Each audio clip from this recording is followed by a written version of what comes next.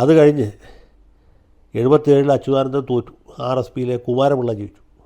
77 മുതൽക്ക് ഉള്ള മണ്ഡലത്തിലെ ചരിത്രം പരിശോധിച്ചാൽ അധികവും ജയിച്ചിട്ടുള്ള കോൺഗ്രസ് സ്ഥാനാർത്ഥികളാണ്, അല്ലെങ്കിൽ ഐക്യമുന്നണി സ്ഥാനാർത്ഥികളാണ്. വി ദിനകരൻ 2 തവണ ജയിച്ചു.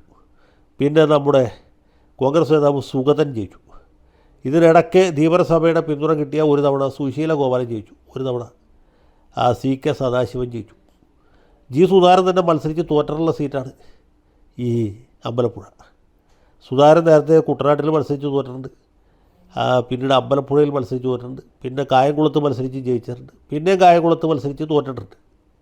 അതിനുശേഷം അദ്ദേഹം 2006 അമ്പലപ്പുഴയിൽ തിരിച്ചെത്തിയത്. അന്ന് പുള്ളിക്ക് വേറൊരു സൗകര്യം കിട്ടി. കോൺഗ്രസ് മണ്ഡലമൊക്കെ ആണെങ്കിൽ പോലും എതിർ സ്ഥാനാർത്ഥി സുഗതനാണ്. സിറ്റിംഗ് MLA ആയിരുന്ന പിന്നെ DICയിലേക്ക് പോയ സുഗതൻ.